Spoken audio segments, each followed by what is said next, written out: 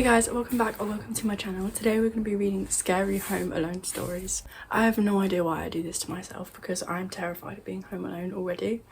Like, I swear I hear like noises all the time whenever I'm home alone. So I don't know why I'm doing this to myself. This article says 30 scary home alone stories that will remind you to double lock your front door. There's 30. We're not going to get through all of them, obviously. I don't have time. I have to leave the house in like... Oh my god, I literally have to leave the house in half an hour. Why am I filming now? I could literally do it afterwards.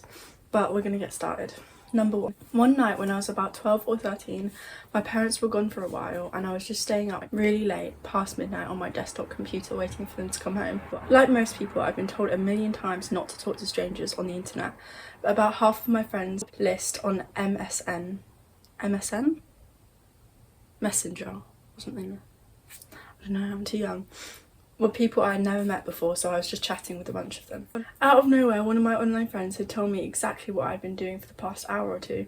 Example, was I eating, drinking, playing with when I'd last gotten up? Things that I hadn't mentioned in chat. I instantly got a horrible feeling in the pit of my stomach. My desktop was set up in the front of a big window, so as far as I knew, this person I'd been talking to, that was supposed to live in a different country to me, had found my address and had been watching me through my window. Turns out he had somehow hacked into my webcam. I always left it plugged in even though I'd been warned not to when I wasn't using it. And had been frequently watching me through it whenever he wanted. It's been 10 years and I still have all the cameras on my devices covered in thick duct tape. Oh no, because on my laptop I always used to cover up the camera and I've stopped doing it now, but I think that story's gonna make me do it again. Because oh my god, that's so creepy. Imagine just like being home alone and someone just telling you exactly what you've been doing. I would freak out. I'd call the police and I'd run away. I'm not even joking. Number 2. I was about 8 and I was taking the trash outside after the sun went down when a hand reached from the side of our back deck and grabbed my leg trying to yank me. I screamed very loud and they let me go and I ran inside. And that's it. Okay, I'm gonna need more than that. Who was it? What? Did you call the police? What the hell? That's horrifying. Number 3. I was a kid around 10 years old when I was babysitting my 7-year-old sister. That doesn't seem quite right. We grew up near an insane asylum and now and then we'd get an escapee in our yard. They'd walk off the grounds and head through the woods towards the nearest big town. They'd get about a mile to our place and realise walking 40 miles to that town was probably not happening. So they'd ask to use the phone to call and get picked up by the hospital. This happened every now and again. But this was the first time it had happened when I was home without my folks. The woman who arrived in our driveway wanted me to call the hospital to pick her up. But she also asked me if I had some matches, presumably to light a cigarette. I ushered my sister into the house and locked the door as I called.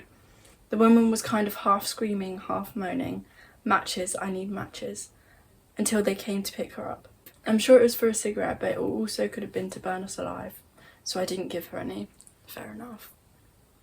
I don't like that. That wouldn't happen to me though, I hope. I'm dizzy because I just did 2 like really intense sneezes. But the tea that I'm having today is Balance, rose, lemon and lemon balm. Lemon something and lemon balm, I don't really know. But it's actually like the packet's pink, but this is pink as well. I love it, it's so cute. Apologies if the angle's changed. I'm sorry I'm holding my phone here. I need to charge it before I go out. And my charger's down there. Number 4. I had just moved into my first apartment. It was around 8:30 p.m. and I heard the doorknob moving like someone was putting a key in it and turning it and knocking. At first I got really excited that my boyfriend was home, but then I realised it was only 8:30 and he was due home from work around 10:30. So I looked out of the kitchen window but didn't see his car or anyone else's car I'd known parked outside. There's when I panicked. The doorknob kept moving for a few more seconds and then it stopped. A few minutes later, they had some piece of metal that they were sticking between the door, trying to open the door. I freaked out at that point and locked myself in the bathroom with a knife and called 911. They tried to pry the door open for about 3 minutes before they stopped. The police surveyed the area and they found an elderly man roaming around with a knife and a crowbar. He used to live in that apartment and he wanted his stuff back that we stole when we moved in. I was told he was really delusional. I'm so thankful and glad that I didn't answer the door once I realised it was no one I knew. To this day my heart stops when I hear someone knock on my door. Oh my god, that gave me goosebumps. Can you imagine like looking at your front door and seeing like... Have you seen those like hotel videos where people shove like something up and they're trying to pull down the door handle. Those freak me out so much, like so much. I hate it. I hate it so much. Number 5. So this took place in my backyard when I was a kid. My mum had made a tree swing by putting a large log across 2 trees that were split at the top in a Y shape. A rope hung down from the middle of the log and there was a little wooden slab to sit on and swing on. I was out there swinging away when suddenly, before I knew what had happened, I was pulled backward and found myself lying on the dirt. I looked up just in time to watch the log that was holding the swing split and came crashing down. I'd used the swing a billion times and where I landed wasn't even reachable at max swinging capacity. I looked up and no one was around. The feeling of being pulled back is permanently logged in my brain. Now that's got to be paranormal, that's insane. That has to be paranormal. Can you imagine just getting like yanked? It's terrifying.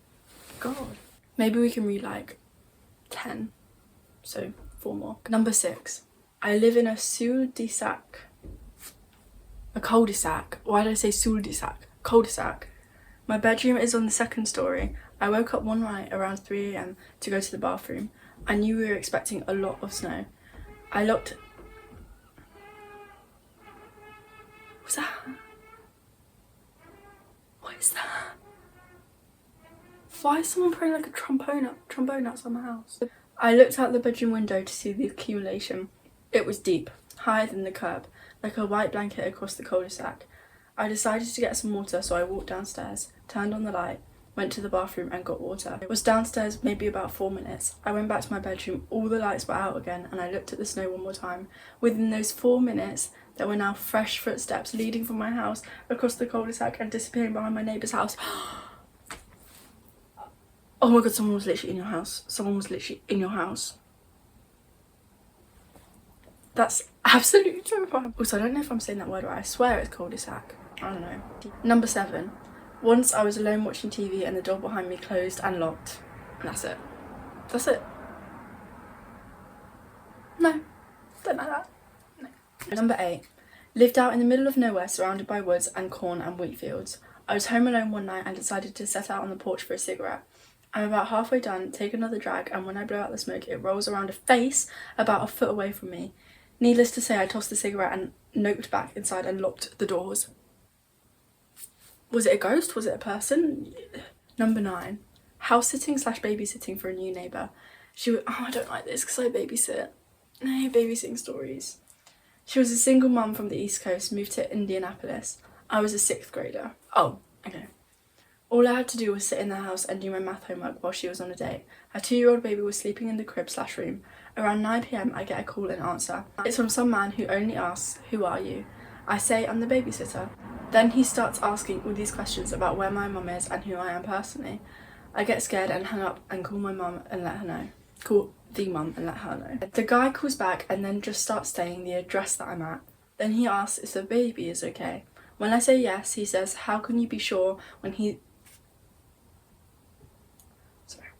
How can you be sure when he's that close to the window? To which I go, "I'm just the babysitter and I'm really trying hard to do my math homework and now I'm scared and I'm also failing math." Basically a mental breakdown happened. 5 minutes later, the mum shows up and explains it's her ex-husband who found her. She gives me a wad of cash and excuses me. I don't know if the guy was in the bushes or calling Massachusetts or what, but it was scary. I'm never babysitting again. Never babysitting again. Never. That's terrifying. Someone to just say like, "How can you be so sure when they're so close to the window?" Oh. Okay, we can read a few more I think because the next couple are quite short. Number 10. I was lying on the chair with my eyes closed and I wasn't really asleep. I heard a woman whisper my name in my ear and she told me that I had to get up now. I swear I could feel her breath as she talked. I got up and there was no one there. A lot of these are like ghosts and I'm more scared of like home invaders, I would say. If I'm home alone and I hear noises, my first thing is that someone's in the house, not that it's a ghost or anything. Number 11. I was asleep in the living room on my day off when a Suburban came crashing through my kitchen. A Suburban? Is that like a person? I'm not American, sorry. Dude was drunk and high. Had taken his grandfather's Suburban and left a trail of destruction through my neighbourhood for 2 blocks. 10 plus vehicles hit my house, 2 mailboxes, and tore up multiple yards until his SUV was disabled. from hitting a Camry. Police ended up busting the window and dragging him out half naked. I'm guessing a Suburban is like, I don't actually know, I'm gonna look it up. I don't know, it doesn't really say. And this is the last one that I'm gonna read today. Number 12.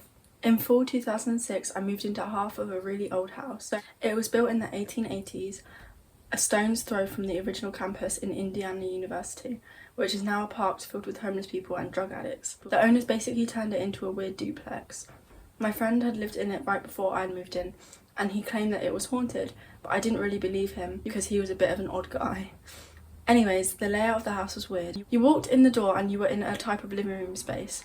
Then you kept walking and there was a doorway to a bedroom, and past that was the kitchen. No doors. The only door inside the apartment was to the bathroom and one that led to the shared basement. A shared basement, I don't like that. Don't like that at all. So my first night there was uneventful. I was a little uncomfortable because I hadn't lived by myself in a long time and was feeling lonely and on edge. I stayed up late and eventually fell asleep, but I woke up again around 3 in the morning. Cliché, I know. What woke me up was what sounded like a group of drummers were drumming on every flat surface in the living room. It went on for a while and I was completely terrified. It was like a canopy of sound.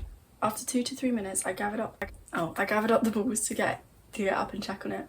As soon as I passed the threshold of the living room, it just stopped. Nothing happened, and the rest of the night I didn't get much sleep. A couple days later, a friend was visiting and he was about to leave. We were standing by the front door next to the bookshelf, and I told him about how I was having trouble sleeping and the story from the other night. As I was saying this, a book threw itself from the bookshelf and onto the floor 3 feet away. It had to fly past the dresser that the shelf was perched on and landed between the two of us. He just gave me a creeped out look and said he had to go, and I don't blame him. Eventually, I asked the guy in the other half what was up. He had lived there for 8 years. He told me no one stayed longer than a year and they all reported the same. For whatever reason, he said nothing happened on his side. Doesn't make sense, but there it is. Okay, I can't really tell how long this video is going to be because I've never done a video like that before, but I'll probably finish this article at some point in the future because I don't mind just reading, it's just that my throat gets a bit dry. Let me know if you enjoyed this one because I'm happy to do more like these. I do have another similar video planned for the future, but yeah, thanks for watching. I'll be back again very soon to talk about absolutely nothing. Bye!